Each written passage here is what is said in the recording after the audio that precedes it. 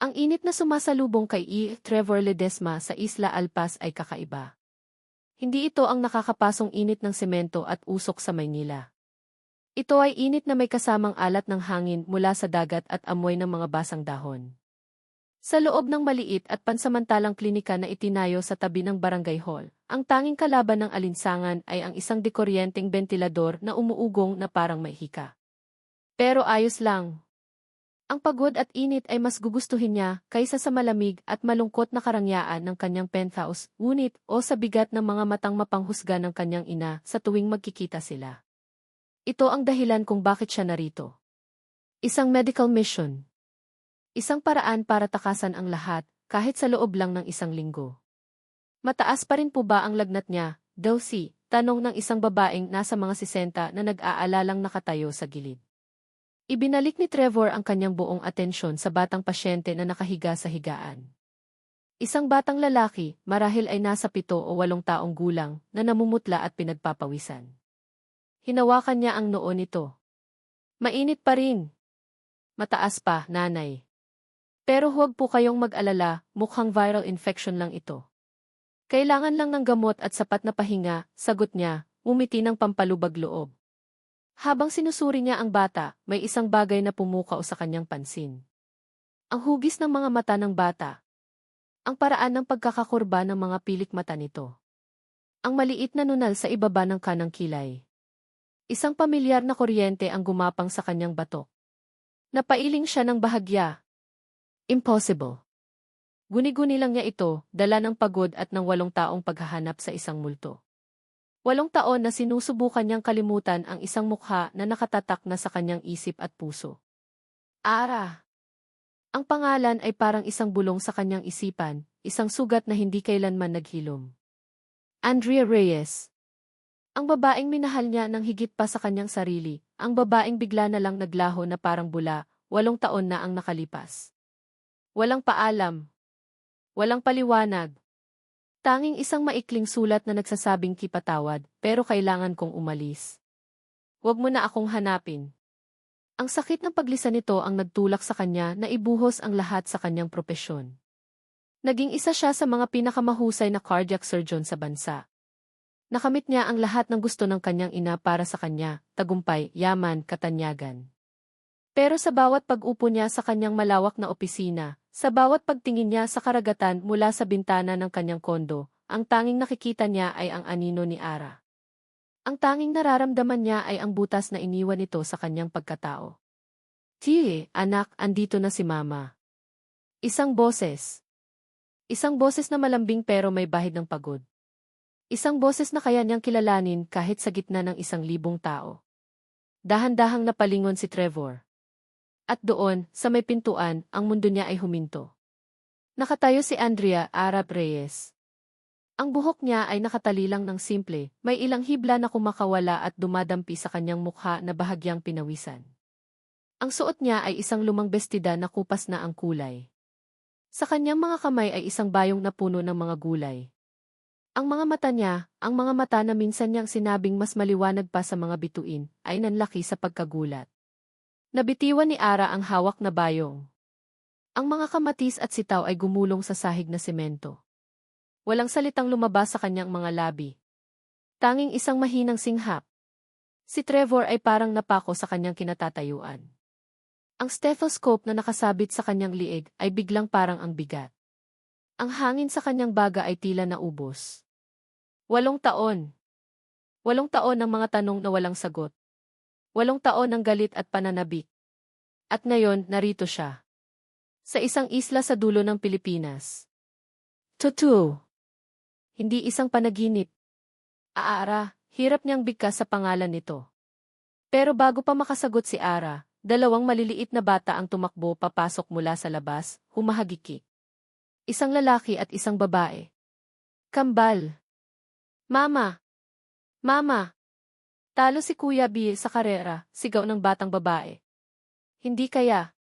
Nauna lang kayo, sagot naman ng batang lalaki. Huminto ang dalawa nang makita ang nanay nilang natigilan. At pagkatapos, ang kanilang mga mata ay napunta kay Trevor. At doon, ang pagkabigla ni Trevor ay napalitan ng isang bagay na mas malalim, mas matindi. Isang pagyanig na umabot hanggang sa kaibuturan ng kanyang kaluluwa. Ang batang babae ay may mga mata ni Ara. Pero ang batang lalaki ay parang isang maliit na salamin ng kanyang sarili. Ang parehong hugis ng panga. Ang parehong buhok. Ang parehong paraan ng pagtayo. Kung titingnan ang mga lumang litrato niya noong bata pa siya, ang batang ito ang kanyang kambal. Napatingin siya mula sa batang lalaki, pabalik kay Ara. Ang mukha ni Ara ay puno ng takot. Isang takot na hindi niya kailanman nakita rito noon. Mabilis na hinila ni Ara ang kambal sa likod niya, na parang pinoprotektahan sila mula sa isang panganib. Ano nang ginagawa mo rito? Sa wakas ay nahanap ni Ara ang kanyang boses. Malamig. Puno ng pader. Medical mission, sagot ni Trevor, ang kanyang boses ay halos hindi marinig. Ang kanyang mga mata ay hindi maalis sa tatlong bata.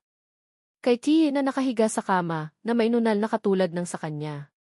At sa kambal na nasa likod ng kanilang ina. Sila Ali. Mga anak ko, mabilis na putol ni Ara. Salamat sa pagtingin mo kay Tia. Magkano ang bayad? Hinugot ni Ara ang isang maliit na pitaka mula sa bulsa ng kanyang bestida.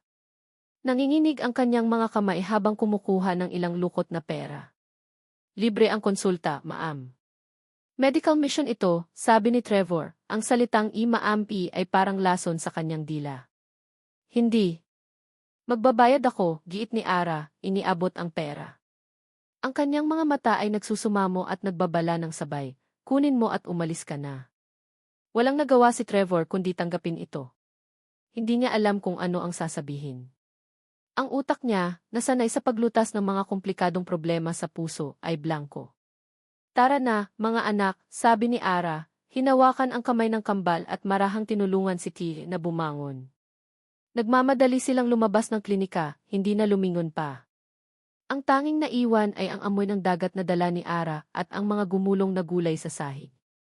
Naiwan si Trevor na nakatayo roon tulala. Ang pera sa kanyang kamay ay lukot at basa sa kanyang pawis. Ang ugong ng bentilador ay parang ng uyam. Ang mga tanong ay bumabaha sa kanyang isipan, bawat isa ay mas masakit kaysa sa nauna. Bakit? Bakit siya narito? At sino ang ama ng mga bata? Ngunit sa kaibuturan niya, habang inaalala niya ang mukha ng batang lalaki na si Angelo, may isang sagot na nagsisimulang mabuo. Isang sagot na nakakatakot. Isang sagot na magbabago ng lahat. Napayuko siya. Sa gitna ng mga nagkalat na gulay sa sahig, may isang bagay na kumislap. Isang maliit, nakatuping papel na marahil ay nalaglag mula sa bayong ni Ara. Dahan-dahan niya itong pinulot. Nang buksan niya ito, ang hininga niya ay tuluyang naputol. Ito ay isang lumang litrato. Kupas at may mga tupi na sa gilid, halatang laging tinitingnan at itinatago. Litrato niya. Noong mga panahong masaya pa sila ni Ara, nakangiti sa kamera sa isang parke sa Maynila. Hinawakan niya ang litrato ng mahigpit. Ang lahat ng galit na inipon niya sa loob ng 8 taon ay biglang naglaho, napalitan ng isang matinding kalituhan at sakit. Umalis siya, pero dinala niya ang litrato niya. Bakit? Tumingin siya sa labas, sa direksyon kung saan nawala si Ara at ang 3 bata. Ang araw ay pababa na, nag-iiwan ng kulay kahel na guhit sa kalangitan.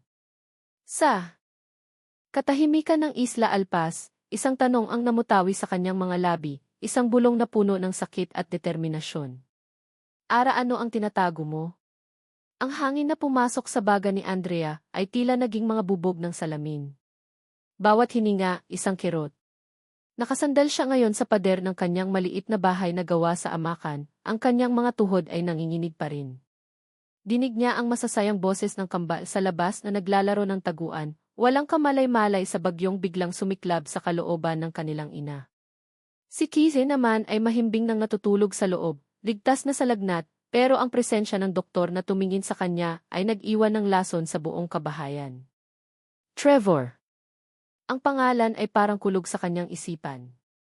Hindi niya inakala na sa liblib na islang ito, sa lugar na pinili niya para magtago, ay doon pa sila pagtatagpuin ng tadhana. 8 taon. Walang araw na lumipas na hindi niya siya naisip. Walang gabing lumipas na hindi niya niyakap ang mga anak niya at nakita ang mga bakas ng mukha ni Trevor sa kanila. Pero kasama ng pananabik ay ang matinding takot. Isang takot na may mukha, ang mukha ni Doña Elvira Ledesma. Napapikit si Ara at ang alaala ay bumalik na parang isang bangungot, matingkad at masakit. 8 taon na ang nakalipas. Nakaupo siya sa isang malamig na silya sa isang mamahaling coffee shop sa Makati. Sa kanyang harapan, si Doña Elvira, nakasuot ng isang eleganteng damit, ang kanyang mga alahas ay kumikinang, ngunit walang kislap sa kanyang mga mata. Tanging lamig. Hindi ka nararapat para sa anak ko, Andrea, sabi ng matandang babae. Ang boses ay kalmado pero bawat salita ay may talim. Isang hamak na scholarship student ka lang. Ano ang maibibigay mo sa kanya? Isang buhay ng kahihiyan? Nanginginig ang mga kamay ni Ara na nakapatong sa kanyang kandungan. Sa loob ng kanyang bag ay ang resulta ng pregnancy test na ilang araw na niyang itinatago kay Trevor. 2 positibong linya. Ang dapat sana'y maging simbolo ng kanilang pag-ibig ay naging simbolo ng kanyang takot. Mahal po namin ni Trevor ang isa't isa, halos pabulong niyang sagot. Isang mapaklang tawa ang kumawala sa mga labi ni Doña Elvira. Pag-ibig. Ang pag-ibig ay hindi nakakain, Hija. At hindi rin iyan ang kailangan ni Trevor ngayon. Ang kailangan niya ay isang malinis na pangalan at isang pamilyang kasing lebel ng sa amin. May kinuha si Doña Elvira sa kanyang Hermes bag isang tseke. May babae siyang nabuntis, diretsong sabi ng matanda, ang mga salita ay tumusok sa puso ni Ara na parang mga punyal. Isang Devilla. Kailangan niyang panagutan. Aayusin na ang kasal nila sa lalong madaling panahon. Kung mananatili ka sa buhay niya, sisirain mo lang ang lahat. Ang kinabukasan niya. Ang pangalan ng pamilya namin. Ang mundo ni Ara ay gumuho. Si Trevor may ibang babae. May ibang anak. Ang sakit ay hindi mailarawan. Ang bawat pangako, bawat halik, bawat pangarap na binuo nila ay biglang naging abo. Itinulak ni Doña Elvira ang tseke sa lamesa. 10 milyon. Sapat na yan para makapagsimula ka ng bagong buhay. Malayong malayo rito. Huwag ka nang magpapakita pa. Huwag mo na siyang guguluhin. Kung talagang mahal mo siya, palalayain mo siya. Hindi tiningnan ni Ara ang tseke. Ang tiningnan niya ay ang malamig na mga mata ng ina ni Trevor. Nakita niya roon ang katotohanan ng kanyang sitwasyon. Kahit hindi totoo ang tungkol sa ibang babae, hindi siya kailanman tatanggapin. Magiging pabigat lang siya. At ngayon, dala-dala pa niya ang isang lihim sa kanyang sinapupunan. Para sa kinabukasan ng anak niya, at sa kinabukasan na rin ni Trevor, kailangan niyang umalis. Ara, ayos ka lang ba? Ang boses ni Aling Nelia ang pumutol sa masamang alaala. Ang matandang babae, nakapitbahay niya at tumayong pangalawang ina niya sa islang ito, ay may dalang isang mangkok ng mainit na lugaw. Para kay TV, sabi nito, pero ang mga mata nito ay nakatuon sa nag-aalalang mukha ni Ara. Nakita ko ang doktor kanina. Ang gwapo, ano? Pero ang mga mata mo parang nakakita ka ng multo. Hindi napigilan ni Ara ang mga luhang namuo sa kanyang mga mata. Siya po yon, Aling Nelia. Ang ama nila. Nanlaki ang mga mata ni Aling Nelia. Marahan niyang inilapag ang mangkok at niyakap si Ara. Sa yakap na iyon, humagulhol si Ara. Ang lahat ng bigat na kinimkim niya sa loob ng 8 taon ay tila gustong kumawala. Diyos ko po, bulong ni Aling Nelia. Kaya pala ganyan na lang ang takot mo. Ano ang gagawin mo, anak? Kailangan niyang umalis, Nay. Kailangan niyang umalis bago pa niya malaman ang lahat. Bago pa niya kami guluhin, sagot ni Ara, ang boses ay basag. Kinabukasan, sinubukan ni Ara na ibalik sa normal ang lahat. Naglaba siya, nagluto at sinamahan ang mga bata sa paglalaro. Ngunit sa bawat saglit, ang anino ni Trevor ay nandyan. Nakikita niya ito sa ngiti ni Angelo, sa pagiging seryoso ni T, at sa mga tanong ni Angela. Mama, babalik po ba yung poging doktor? Bandang hapon, may kumatok sa kanilang pinto. Sumilit si Ara sa maliit na butas at ang kanyang puso ay halos lumundag palabas ng kanyang dibdib. Si Trevor. Nakatayo sa labas, may dalang isang supot ng prutas. Ara, mag-usap tayo, sabi ni Trevor mula sa labas. Napaatras si Ara. Umalis ka na, sigaw niya, ang boses ay nanginginig. Gusto ko lang kumustahin si T. At kailangan nating mag-usap. Wala tayong dapat pag-usapan. Doktor ka lang dito at pasyente ko ang anak ko. Tapos na ang serbisyo mo. Umalis ka na. Hindi na siya nakarinig ng sagot. Siguro ay sumuko na ito. Huminga siya ng malalim, nakasandal sa pinto, ang kanyang puso ay kumakarera. Ito ang tama. Kailangan niyang magtayo ng pader. Isang pader na mataas at matibay para protektahan ang kanyang mga anak. Ngunit ang tadhana ay may ibang plano. Nang gabing iyon, isang malakas na bagyo ang nanalasa sa Isla Alpaz. Ang hangin ay humahagupit sa kanilang maliit na bahay, at ang ulan ay walang tigil na bumubuhos sa kanilang yerong bubong. Sa gitna ng ingay ng kalikasan, isang tunog ang nagpatindig ng balahibo ni Ara. Isang tunog ng pag-ubo na may kasamang hirap sa paghinga. Mabilis siyang lumapit sa higaan kung saan magkakatabing natutulog ang kanyang mga anak. Si Angela. Ang kanyang bunso ay hirap na hirap huminga, ang dibdib nito ay malakas na umaangat baba, at may maririnig na sipol sa bawat paghinga nito. Hika! Ang atake na laging kinatatakutan ni Ara. Mabilis niyang kinuha ang nebulizer, pero sa kalagitnaan ng pag-aayos, biglang namatay ang ilaw. Brownout. Bumigay ang lumang generator ng barangay. Nagsimulang umiyak si Angela, nanginginig sa takot at hirap. Sinubukan ni Ara ang lahat, hinaplos ang likod nito, pinaypayan, pero lalo lang lumalala ang paghinga ng bata. Ang Trishul ay hindi makakabiyahe sa ganitong panahon papunta sa kabilang baryo, kung nasaan ang malaking klinika. Desperasyon. Iyon ang naramdaman ni Ara.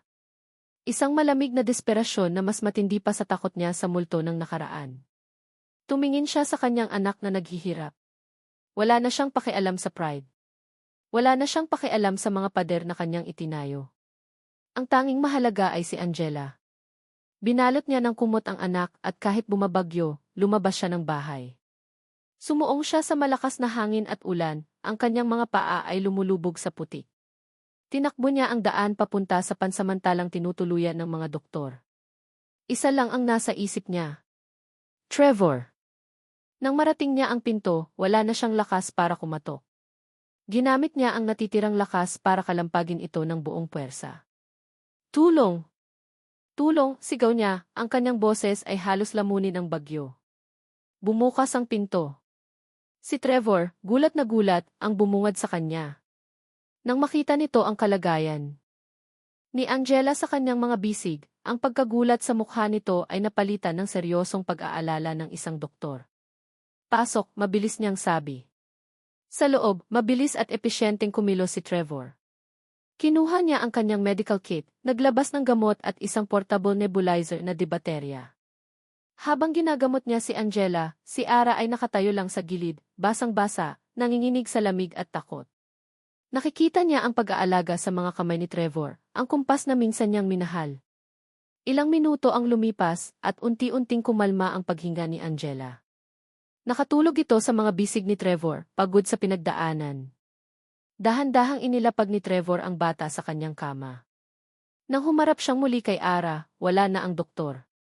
Ang kaharap niya ngayon ay ang lalaking sinaktan niya at iniwan. Ang mga mata nito ay puno ng sakit, galit, at isang tanong na matagal nang gustong isigaw. Huminga siya ng malalim, ang kanyang boses ay mahinahon ngunit may bigat na parang bato. Hanggang kailan mo ililihim sa akin na anak ko sila, Ara?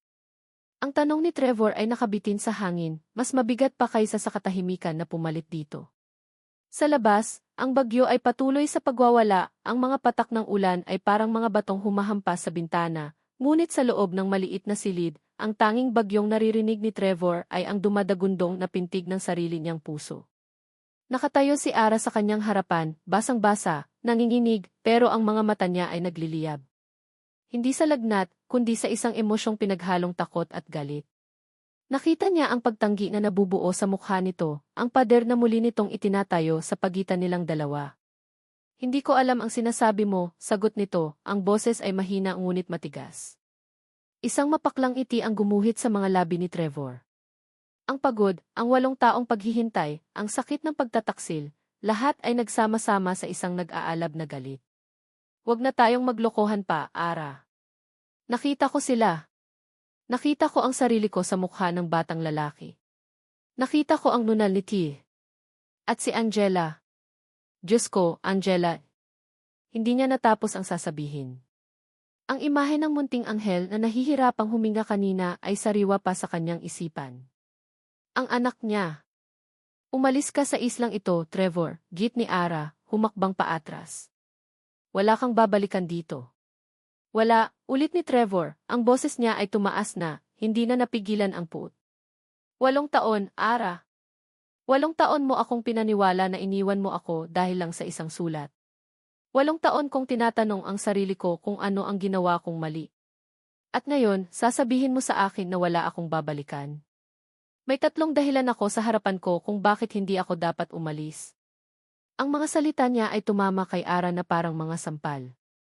Nakita ni Trevor ang pagguho ng kanyang depensa.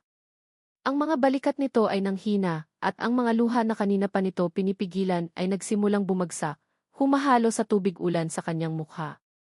Sigaw nito, ang boses ay basag at puno ng sakit. Ang pagsabog na hinihintay ni Trevor ay dumating na. Anak mo sila. Sila ang dahilan kung bakit ako umalis. Masaya ka na?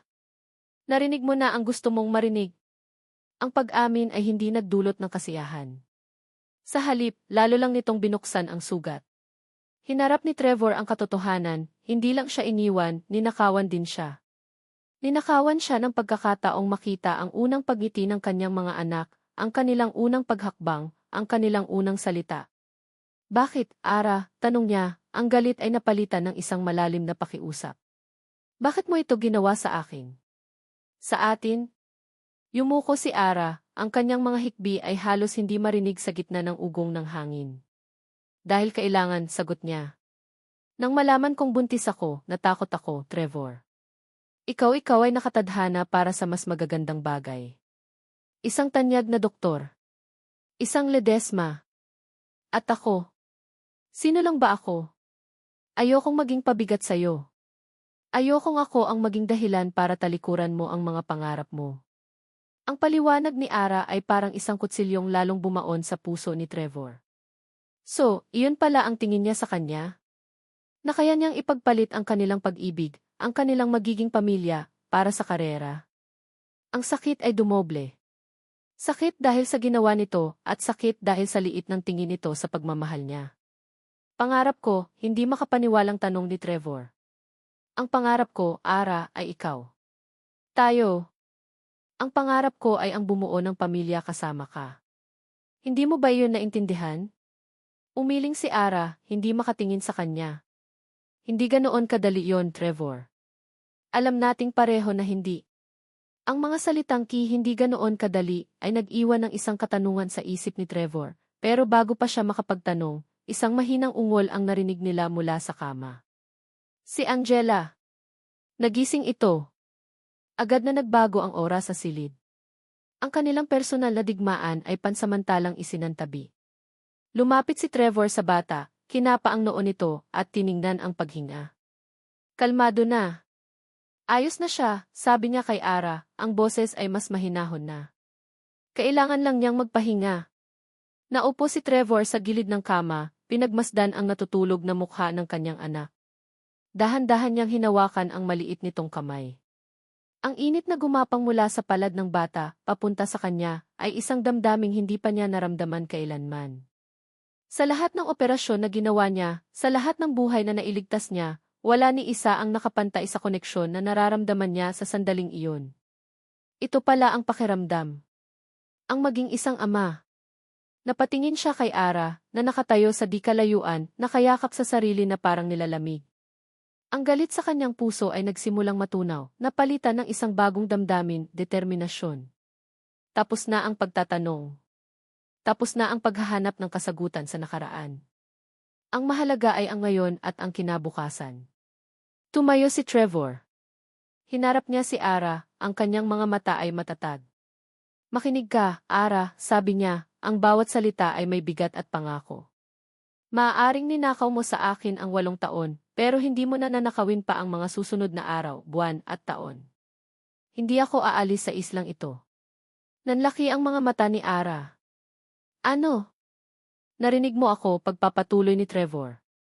Dito lang ako. Kikilalanin ako ng mga anak ko. Maging gusto mo man o hindi. Magsisimula ako ngayon. hinding-hindi ko na kayo iiwan ulit.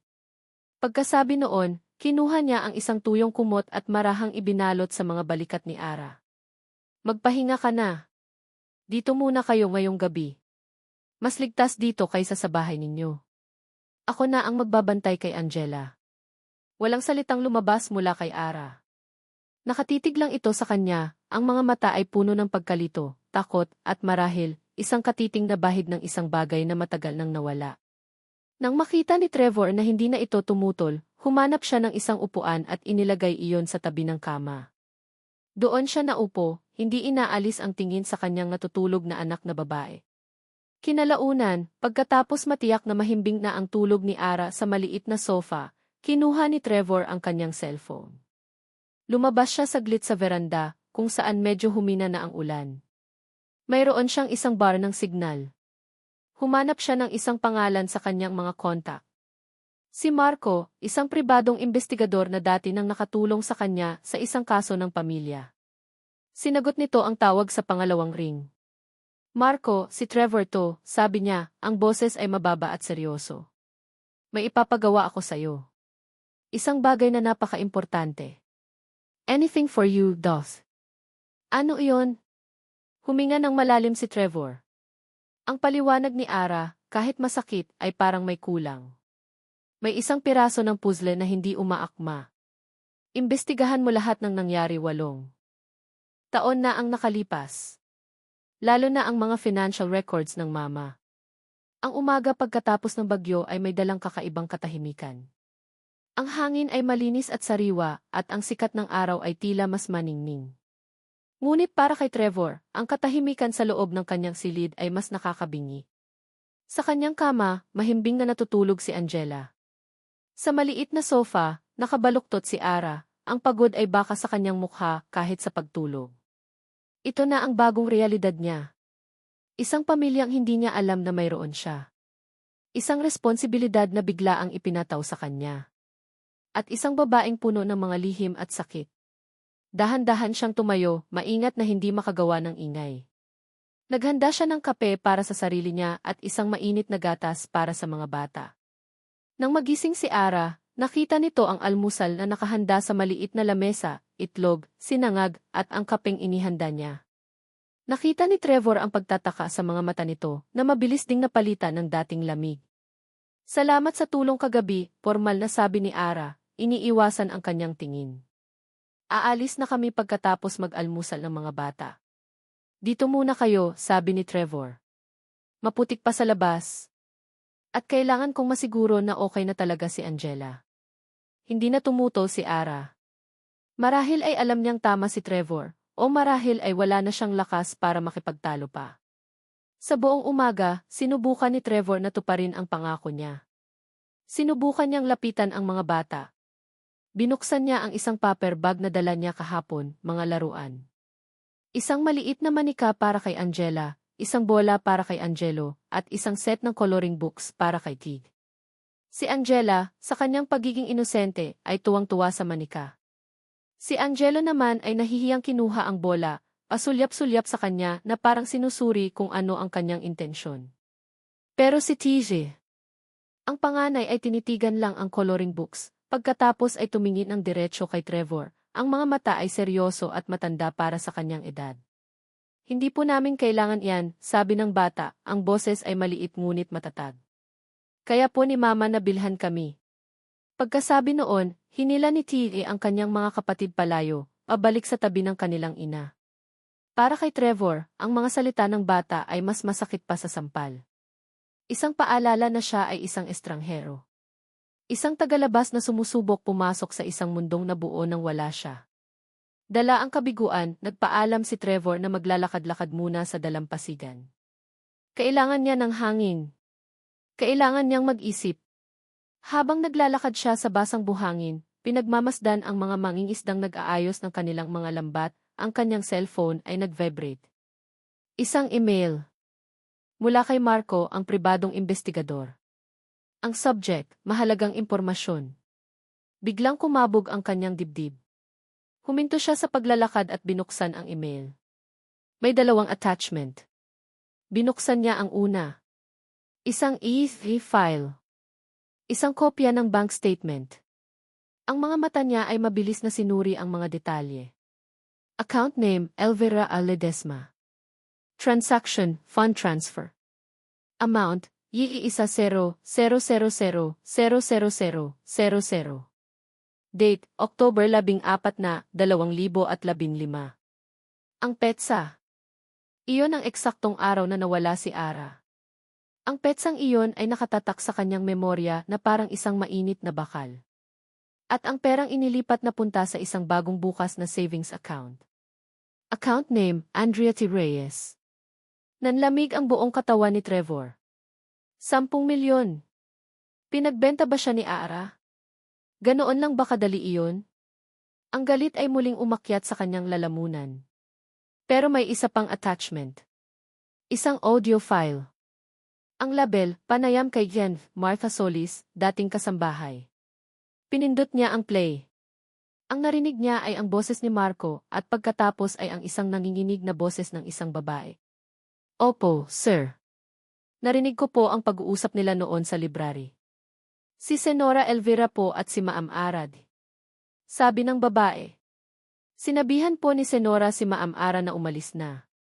Na may nabuntis daw po si Sir Trevor na ibang babae, isang mayaman daw po at kailangan na nilang magpakasal. Para daw po sa kinabukasan ni Sir Trevor. Naawa po ako kay Maam Ara noon, umiiyak po siya. Ang bawat salita ay parang isang dagok sa sikmura ni Trevor. Ang telepono ay dumulas mula sa nanginginig niyang kamay at bumagsak sa buhangin. Napayuko siya, ang kanyang mga kamay ay napasabunot sa sariling buhok. May nabuntis daw po si Sir Trevor na ibang babae. Para daw po sa kinabukasan ni Sir Trevor. Ang mga kasinungalingan. Ang mga kasinungalingan ng kanyang ina. Biglang nagliwanag ang lahat. Ang kwento ni Ara na umalis siya dahil ayaw niyang maging pabigat, iyon ang sinabi niya dahil iyon ang ipinaniwala sa kanya. Hindi siya umalis dahil sa pera. Umalis siya dahil sa paniniwalang ipinagkanulo siya ni Trevor. Umalis siya para't palayain siya, dala-dala ang kanilang mga anak, mag-isa. At ang 10 milyon? Hindi iyon bayad. Iyon ay pantaboy. Isang paraan para masigurong hindi. Hindi iyon bayad. Iyon ay pantaboy. Isang paraan para masigurong hindi na siya babalik pa. Isang malakas na sigaw ang kumawala mula sa lalamunan ni Trevor. Isang sigaw ng galit, sakit at matinding pagsisisi. Sinuntok niya ang buhanginan, muli at muli, hanggang sa maramdaman niya ang kirot sa kanyang mga buko. Ngunit ang sakit na iyon ay walang-wala kumpara sa apoy na lumalamon sa kanyang puso. Ang tunay na ahas ay hindi si Ara. Ang tunay na ahas ay ang sarili niyang ina. Ang babaeng pinagkakautangan niya ng kanyang buhay ay siya ring babaeng nagnakaw ng 8 taon ng buhay na iyon mula sa kanya. Ang lahat ng galit na naramdaman niya para kay Ara ay biglang lumipat ng direksyon, naging isang nagngangalit na apoy na nakatutok sa isang tao lang. Kay Doña Elvira Ledesma. Kasabay ng galit ay ang isang nakakaparalisang alon ng pagsisisi. Ang mga sinabi niya kay Ara kagabi. Ang mga akusasyon niya. Ang paghusga sa kanyang mga mata. Inakala niyang siya ang biktima, ngunit sa buong panahong ito, si Ara ang tunay na nagdusa. Mag-isang pinalaki ang 3 anak, dala-dala ang bigat ng isang kasinungalingan, sa paniniwalang siya, si Trevor, ang nagtaksil. Kailangan niyang bumalik. Kailangan niyang humingi ng tawad. Pinulot niya ang kanyang cellphone at halos patakbong bumalik sa tinutuluyan niya. Ang bawat hakbang ay parang isang parusa. Ang bawat segundo ay isang paalala ng kanyang katangahan. Nang makarating siya sa pinto, huminga siya ng malalim, sinusubukang pakalmahin ang sarili. Pinihit niya ang seradura at pumasok. Naroon pa rin si Ara, nakaupo sa sahig, tinuturuan si Angela kung paano suotan ng damit ang bagong manika. Nakita ni Trevor ang pasensya sa kanyang mga kilos, ang lambing sa kanyang boses. Nakita niya ang isang ina. Isang mabuting ina na ginawa ang lahat para sa kanyang mga anak. Nang maramdaman ni Ara ang kanyang presensya, tumingala ito. Ang dating lamig ay bumalik sa mga mata nito, handa na para sa isa na namang pakikipagtalo. Ngunit sa pagkakataong ito, walang galit o paghusga sa mukha ni Trevor. Tanging isang emosyon na hindi pa nakikita ni Ara sa kanya noon, isang malalim, halos basag na pagsisisi. Lumapit siya. Hindi niya alam kung paano magsisimula. Ang mga salitang sorry ay parang kulang na kulang. Ara, sabi niya, ang kanyang boses ay garalgal. Tumingin lang ito sa kanya, naghihintay. Huminga siya ng malalim. Patawarin mo ako, Ara, halos pabulong niyang sabi. Sa lahat. Ang pagkalito sa mukha ni Ara ay malinaw. Hindi nito inaasahan ang mga salitang iyon. Hindi nito inaasahan ang tono ng kanyang boses. Nakita niya ang pagtataka, ang pagdududa. Bago pa man makasagot si Ara, isang malakas na ugong ang pumunit sa katahimikan ng isla. Isang tunog na hindi karaniwan sa lugar na iyon. Isang tunog na pamilyar kay Trevor. Ang ugong ng isang papalapit na helicopter. Sabay silang napatingin sa labas, sa bintana. Mula sa aso na kalangitan. Isang puting helicopter na may markang Ledesma Corp sa gilid, ang dahan-dahang bumababa sa malawak na espasyo malapit sa dalampasigan. Isang malamig na kaba ang gumapang sa puso ni Trevor. Hindi. Hindi maaari. Nang bumukas ang pinto ng helicopter, isang figura ang lumabas. Isang babaeng nakasuot ng puting pantalon at mamahaling blusa. Ang buhok ay perpektong nakaayos, ang mga mata ay nakatago sa likod ng malalaking sunglases. Kahit mula sa malayo, ang tindig nito ay hindi maipagkakamali. May otoridad. May kapangyarihan. Nanigas si Ara sa kanyang kinaupuan, ang mukha ay biglang namutla na parang papel. Ang takot na nakita ni Trevor sa mukha nito noong unang araw ay bumalik, ngunit ngayon, 10 beses na mas matindi. Ito ay purong lagim. Si Doña Elvira Ledesma ay narito. At habang naglalakad ito palapit sa kanilang direksyon, na may 2 lalaking nakasunod sa likuran, alam ni Trevor na ang bagyo kagabi ay isang laro lamang. Ang tunay na bagyo ay kararating pa lang. Ang ugong ng helicopter ay parang ugong ng isang dambuhalang bubuyog na handang manuklaw. Para kay Ara, ito ang tunog ng katapusan. Ang bawat pag-ikot ng Elise ay parang isang martilyong pumupukpok sa mga pader na maingat niyang itinayo sa paligid ng kanyang puso sa loob ng 8 taon. Nanlamig ang buong katawan niya. Ang hangin ay tila ninakaw mula sa kanyang mga baga.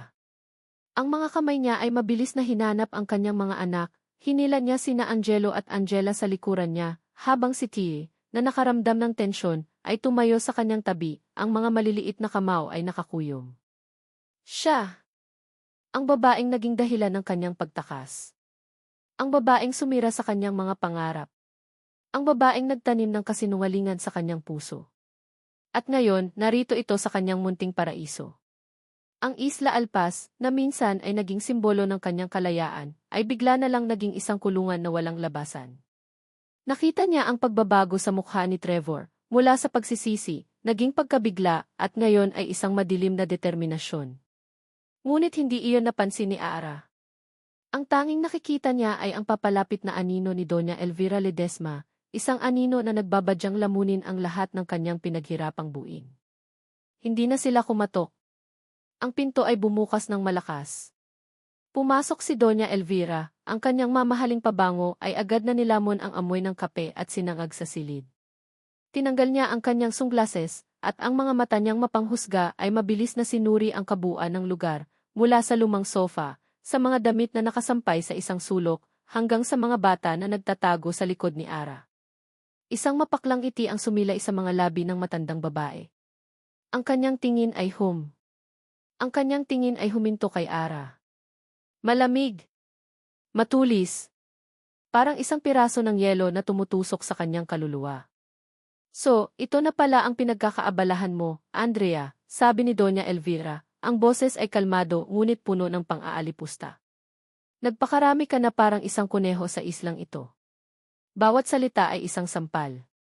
Naramdaman ni Ara ang panginginig ng kanyang mga tuhod, ngunit hinigpitan niya ang hawak sa kanyang mga anak. Ang kanilang init ang nagbigay sa kanya ng lakas. Ma, anong ginagawa ninyo dito? Tanong ni Trevor, ang boses ay mababa at nagbabanta. Humarang siya sa pagitan ng kanyang ina at ni Ara. Hindi pinansin ni Doña Elvira ang sariling anak. Ang mga mata nito ay nanatiling nakatutok kay Ara. Akala ko ba malinaw ang usapan natin? Ibinigay ko sa'yo ang lahat para maglaho ka na lang. Pero ano ito? Sinundan mo pa rin ang anak ko? O sinadya mong dito magtago para hintaying matagpuan ka niya, dala ang mga bastardo. Ang salitang bastardo ay tumama kay Ara na parang kidlat. Isang bagay sa loob niya ang biglang nag-init. Ang takot na bumalot sa kanya sa loob ng 8 taon ay biglang napalitan ng isang damdaming mas makapangyarihan, ang galit ng isang ina. Huwag na huwag mong tatawagin ng ganyan ang mga anak ko, sabi ni Ara, ang kanyang boses ay hindi na nanginginig. Ito ay matatag. Puno ng isang tapang na ngayon lang niya naramdaman. Nagtaas ng kilay si Doña Elvira, tila nagulat sa biglaang pagbabago ng asa ni Ara. At sino ka para utusan ako? Ako ang ina nila, sagot ni Ara, dahan-dahang tumayo, itinulak si Trevor sa gilid para harapin ng diretso ang matandang babae. At hindi ko hahayaan na yurakan mo sila. Ina! Tingnan mo nga ang paligid mo, sabi ni Doña Elvira, ikinumpas ang kamay sa maliit at simpleng silid. Ito ba ang buhay na kaya mong ibigay sa mga apo ko? Sa mga Ledesma? Isang buhay sa gitna ng putik at kahirapan? Isang buhay na puno ng pagmamahal, sigaw ni Ara. Isang bagay na hindi mo kailanman maiintindihan dahil ang puso mo ay kasing tigas ng mga diamante sa liig mo. Tama na, malakas na sabi ni Trevor, ang kanyang boses ay umalinggaw sa buong silid. Naramdaman ng mga bata ang tensyon at si Angela ay nagsimulang umiyak. Humarap si Trevor sa kanyang ina, ang mga mata ay nag-aapoy. Hindi mo sila gagalawin, mapamilya ko sila. Isang tawang walang kagalakan ang kumawala kay Doña Elvira. Tumingin siya kay Trevor na parang isang batang nagkakamali. Pamilya. Trevor, anak, ginayuma ka lang ng babaeng yan. Isa siyang manggagamit. Tingnan natin kung ano ang magagawa ng isang hamak na mananahi laban sa mga abogado ko. Lumingon siyang muli kay Ara, ang kanyang mga mata ay nanglilisik na ngayon. Kukunin ko ang mga bata. Ibibigay ko sa kanila ang buhay na nararapat para sa kanila. Isang buhay na malayo sa'yo. Iyon na. Ang pinakamatinding banta.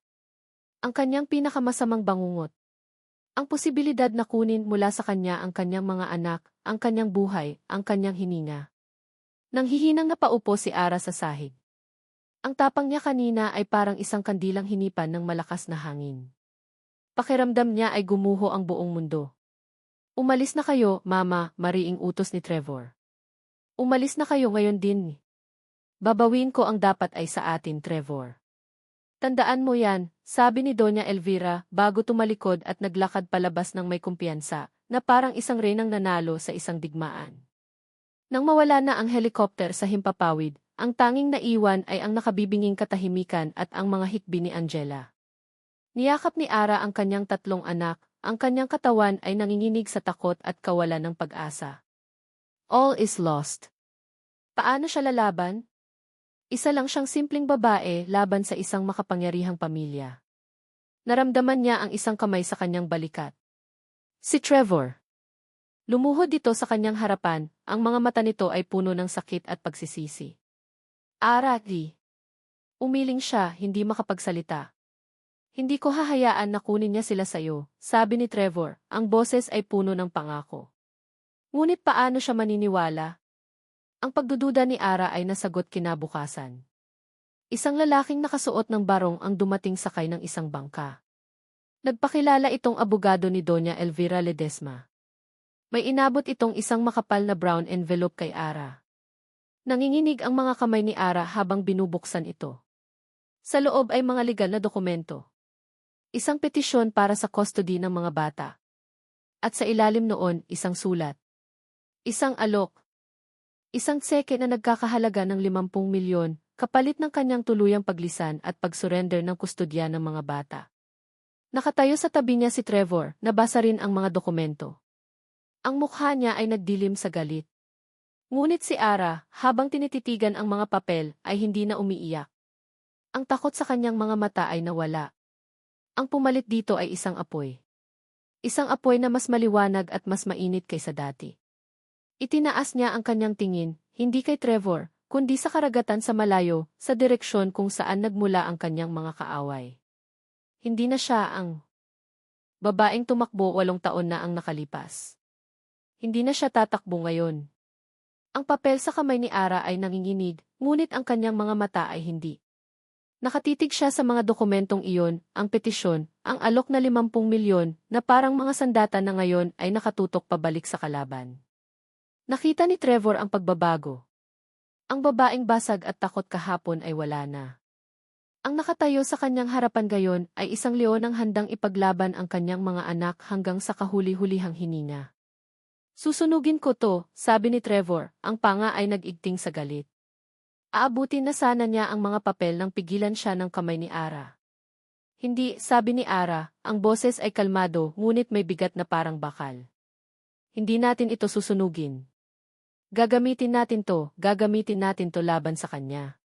Tumingin si Trevor sa kanya, at sa unang pagkakataon, nakita niya hindi lang ang babaeng minahal niya, kundi ang isang partner. Isang kakampi. Isang kapwa mandirigma. Ang lahat ng pagdududa at sakit sa pagitan nila ay biglang naglaho, napalitan ng isang nag-iisang layunin. Hinawakan niya ang kamay ni Ara na nakahawak sa mga papel.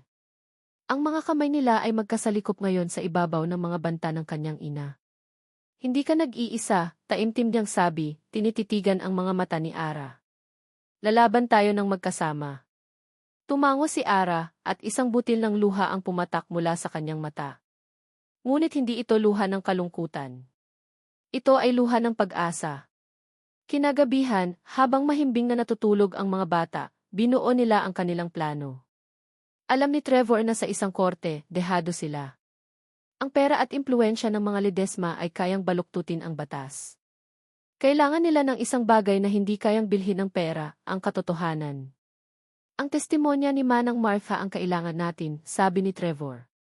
Ang audio recording ay makakatulong, pero mas matibay kung siya mismo ang magsasalita. Kailangan kong bumalik sa Maynila. Kailangan ko siyang mahanap at kumbinsihin. Paano kung hindi siya pumayag, nag-aalalang tanong ni Ara. Natatakot din siya sa nanay mo. Kailangan niyang pumayag, sabi ni Trevor, puno ng determinasyon. Hindi para sa akin. Kundi para sa mga bata. Para sa mga apo niya sa labas na hindi man lang niya nakikilala. Kinabukasan, maagang umalis si Trevor. Bago siya sumakay sa bangka, niyakap niya ang bawat isa sa kanyang mga anak. Si Angelo at Angela ay yumakap pabalik, ngunit si Tilly ay nanatiling matigas. Isang tango lang ang ibinigay nito. Tinanggap iyon ni Trevor. Alam niyang kailangan niyang paghirapan ang tiwala ng batang ito. Nang si Ara na ang kaharap niya, nag-aalangan siya. Sa harap ng mga bata, isang mahigpit na hawak lang sa kamay ang kanyang nagawa. Babalik ako. Pangako yan. Sa Maynila, ang unang ginawa ni Trevor ay hanapin si Manang Martha. Natunton niya ito sa isang maliit na apartment sa Quezon City, kung saan ito nakatira, kasama ang anak nitong nag-aaral. Ang takot ay agad na gumuhit sa mukha ng matanda nang makita siya. Sir Trevor, ano po nang ginagawa ninyo dito? Nanginginig nitong tanong. Manang, kailangan ko po ang tulong ninyo, sabi ni Trevor, hindi na nagpaligoy-ligoy pa. Alam ko na po ang lahat. Ang pag-uusap ninyo ni Mama 8 taon na ang nakalipas. Ang ginawa niya kay Ara. Napayuko si Manang Martha, ang mga balikat ay nanghina. Patawad po, sir. Ayoko po sanang manghimasok ti. Hindi po kayo nang hihimasok, Manang. Kayo po ang susi, sabi ni Trevor, ang kanyang boses ay malumanay ngunit mapilit. Inilabas niya ang kanyang wallet at kumuha ng litrato. Ang litrato ng 3 niyang anak na kinunan ni Ara bago siya umalis. Ito po sila, Manang. Si Tilly, Angelo at Angela. Mga apo ninyo sa labas. Sila po ang dahilan kung bakit ako narito. Gusto silang kunin ng mama mula kay Ara. Kayo lang po ang makakatulong sa amin na hindi iyon mangyari. Tinitigan ni Manang Martha ang litrato. Ang mga mata niya ay unti-unting napuno ng luha. Dahan-dahan niyang hinaplos ang mukha ng mga bata sa larawan. Pagkatapos ng ilang sandaling katahimikan, tumingala siya kay Trevor. Ang takot sa kanyang mga mata ay napalitan ng determinasyon. Ano po ang kailangan kong gawin, sir? Samantala, sa Isla Alpas, si Ara ay hindi naghintay lang. Dala ang lakas ng loob na bigay ni Trevor, ginawa niya ang isang bagay na hindi niya kailanman naisip na gagawin. Tinipon niya si Aling Nelia at ang ilan pa sa mga pinagkakatiwalaan niyang kapitbahay. Sa loob ng kanyang munting bahay, sa unang pagkakataon, ikinuwento niya ang lahat. Ang pag-ibig nila ni Trevor, ang pagbubuntis, ang malupit na pagtataboy ni Doña Elvira, at ang kasinungalingan na sumira sa lahat. Ang mga nakikinig ay hindi makapaniwala. Ang kanilang paghanga kay Ara bilang isang masipag na ina ay napalitan ng matinding respeto at galit para sa mga taong umapi sa kanya. Walang hiya ang babaeng yon, sabi ni Aling Nelia, nang gigigil. Huwag kang mag-alala, Ara. Hindi ka nag-iisa dito. Andito kami. Hindi namin hahayaan na kunin nila ang mga bata sa'yo. Ang suporta ng komunidad ay parang isang baluti na bumalot kay Ara. Hindi na siya nag-iisa. Makalipas ang 2 araw, bumalik si Trevor. Kasama niya si Manang Martha. Ang kanilang plano ay hindi na pumunta sa korte.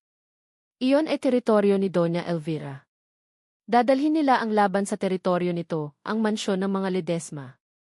Nang gabing iyon, dumating silang 3 sa malaking gate ng mansyon. Si Ara, na nakasuot ng simpleng bestida pero may tindig ng isang reyna. Si Trevor, na ang mukha ay seryoso at hindi matinag. At si Manang Martha, na nanginginig ngunit buo ang loob. Nagulat si Doña Elvira nang makita sila sa kanyang sala. Nakaupo ito sa kanyang paboritong silya, uminom ng tsaa, ang mukha ay puno ng pagtataka na mabilis na palitan ng inis. Anong kabastusan ito? Paano kayo nakapasok dito? Pinapasok kami ng mga gwardiya, Mama. Dahil anak niyo pa rin ako, kalmadong sabi ni Trevor. Inilapag niya sa mamahaling lamesa sa gitna ang kopya ng bank statement at ang custody papers. Tapos na ang mga kasinungalingan mo, Mama. Tumawa si Doña Elvira. Wala kang pruweba, Trevor. Katulad ng babaeng yan, nagpapaniwala ka sa mga walang kwentang sentimiento. May pruweba ako, Ma, sabi ni Trevor, at tumingin siya sa likuran niya. Huminga ng malalim si Manang Martha at humakbang pasulong. Senora Elvira di. Nanlaki ang mga mata ni Doña Elvira nang makita ang dati niyang kasambahay. Martha, anong ginagawa mo dito? Bayad ka na, hindi ba? Tumahimik ka. Ngunit hindi na natakot si Manang Martha. Tumingin siya ng diretso sa mga mata ng dati niyang amo. Narinig ko po kayo noong araw na iyon, Senora. Sa library. Narinig ko po ang lahat ng sinabi ninyo kay Maam Ara. Narinig ko po nang sabihin ninyo na may ibang babae si Sir Trevor na may anak siya sa iba na kailangan niyang umalis para hindi masira ang kinabukasan niya. Habang nagsasalita si Manang Martha, ang bawat salita ay parang isang dagok na unti-unting gumigiba sa perpektong postura ni Doña Elvira. Ang mukha niya ay namutla. Ang tasa ng tsaa sa kanyang kamay ay nagsimulang manginig. Tumigil ka, sigaw ni Doña Elvira, ang kanyang boses ay biglang naging matinis at desperado. Kasinungalingan. Lahat yan kasinungalingan. Bigla siyang napatayo, ngunit napahawak siya sa kanyang dibdib. Ang kanyang mga mata ay nanlaki sa sakit at gulat. Isang malakas na paghinga ang kanyang pinakawalan, at sa harap nilang lahat, si Doña Elvira Ledesma ay bumagsak sa sahig. Ang pagbagsak ni Doña Elvira ay parang isang malakas na kulog na yumanig sa buong mansyon. Sa isang iglap, nawala ang tensyon ng paghaharap, napalitan ng kaguluhan at takot. Ang unang kumilos ay si Trevor. Ang pagiging doktor niya ay nanaig sa pagiging anak na puno ng galit. Mabilis niyang sinuri ang pulso at paghinga ng kanyang ina. Tumawag kayo ng ambulansya. Bilis, sigaw niya. Sa mga kasambahay na natatarantang lumabas. Para kay Ara, ang eksena ay parang isang panaginip na mabagal ang takbo. Nakatayo lang siya roon, hawak ang kamay ni Manang Martha na nanginginig sa takot. Nakita niya ang babaeng kinamuhian niya sa loob ng 8 taon na nakahandu sa isasahig, walang malay, ang mukha ay kulay abo. Inaasahan niyang makakaramdam siya ng saya, ng tagumpay. Pero wala. Ang tanging naramdaman niya ay isang nakakabinging katahimikan sa kanyang puso. Sa ospital, ang mga oras ay dumaan na parang mga araw. Nalaman nilang inatake sa puso si Doña Elvira. Hindi ito malala, ayon sa mga doktor, ngunit isa itong babala. Isang senyales na kahit ang pinakamatigas na katawan ay may hangganan. Naiwan si Ara at si Manang Martha sa waiting area, habang si Trevor ay nasa loob ng Walang nagsasalita. Pareho nilang hindi alam kung ano ang dapat sabihin o maramdaman. Nang lumabas si Trevor, ang mukha niya ay pagod na pagod. Umupo siya sa tabi ni Ara. Stable na siya, sabi niya. Salamat sa Diyos. Hindi sumagot si Ara. Hindi niya alam kung ano ang sasabihin. Ara, sabi ni Trevor, ang boses ay puno ng pakiusap. Alam kong wala akong karapatang hilingin to, pero anuman ang mangyari, nanay ko pa rin siya. Tumingin si Ara kay Trevor. Nakita niya sa mga mata nito ang pagod, ang sakit, ang pagkalito ng isang anak na nasa gitna ng dalawang nag-uumpugang bato. At sa sandaling iyon, naunawaan niya. Ang pagpapatawad ay hindi para sa taong nakasakit sa'yo. Ito ay para sa sarili mo. Para makawala ka sa kulungan ng galit. Tumango siya. Naiintindihan ko. Kinabukasan, pinayagan na si Ara na pumasok sa silid ni Doña Elvira. Gising na ito, ngunit mahina. Ang dating mapagmataas na postura ay wala na. Ang natira ay isang matandang babae na nakahiga sa kama, napapaligiran ng mga makinang tumutunog. Walang nagsalita sa simula. Nagkatinginan lang sila. Sa mga mata ni Doña Elvira, nakita ni Ara hindi ang galit, kundi ang pagkatalo. Lumapit si Ara sa tabi ng kama. Inilapag niya ang isang maliit na bayong na may dalang mga prutas mula sa Isla Alpas. Magpagaling po kayo, sabi lang niya. Walang sinabing masama. Walang panunumbat. Tanging isang simpleng hiling. At sa simpleng hiling na iyon, nakita ni Ara ang isang bagay na hindi pa niya nakikita kailanman sa mga mata ni Doña Elvira.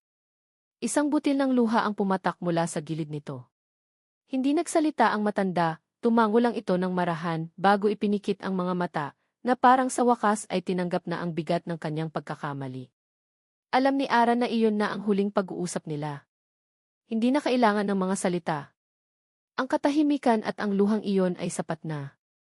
Sa labas ng silid, naghihintay si Trevor. Nang makita siya, isang maliit na ngiti ang sumilay sa mga labi nito. Salamat, Ara, sabi nito.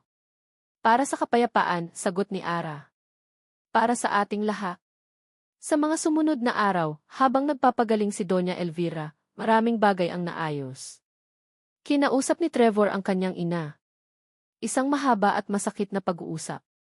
Doon, sa loob ng puting silid ng ospital, isinuko ni Trevor ang kanyang posisyon sa kumpanya ng pamilya at sa prestihiyosong ospital na pinagtatrabahuhan niya.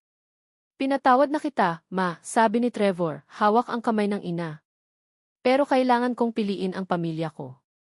Ang totoong pamilya ko. Hindi ang kayamanan o ang pangalan. Sila Ara at ang mga anak namin. Sa pagkakataong ito, walang pagtutol mula kay Doña Elvira. Tanging isang mahigpit na hawak sa kamay, isang tahimik na pagtanggap sa desisyon ng anak. Makalipas ang isang linggo, bumalik sina Ara at Trevor sa Isla Alpas. Ang pagbabalik nila ay ibang-iba sa kanilang pag-alis. Wala nang bigat. Wala nang takot. Tanging pag-asa. Ang buhay sa isla ay bumalik sa dati nitong ritmo, ngunit may isang malaking pagbabago. Si Trevor ay nandoon na. Nagboluntaryo siya bilang nag-iisang doktor ng maliit na klinika ng barangay. Ipinagpalit niya ang kanyang mamahaling kotse sa isang lumang bisikleta at ang kanyang penthouse unit sa isang maliit na kwarto na idinugtong nila sa bahay ni Ara. Ang mga bata ay unti-unting nasanay sa kanyang presensya. Si Angela ay lagi nang nakakapit sa kanyang binti. Si Angelo ay naging kanyang key apprentice sa pag-aayos ng mga sirang gamit. At si TV. Isang hapon, habang nag-aayos si Trevor ng isang sirang upuan sa labas, lumapit si Tig. Tahimik lang itong nanood sa simula. Gusto mong subukan, alok ni Trevor, iniabot ang martilyo. Nag-aalangan man, kinuha ito ni Tig. Tinuruan siya ni Trevor kung paano pumukpok ng tama. Sa gitna ng kanilang paggawa, biglang nagsalita ang bata. Sorry po, sabi nito, hindi nakatingin kay Trevor. Para saan, nagtatakang tanong ni Trevor. Dahil po hindi ako naging mabait sa'yo. Ngumiti si Trevor. Ginulo niya ang buhok ng bata. Naiintindihan ko. Ginagawa mo lang ang trabaho mo.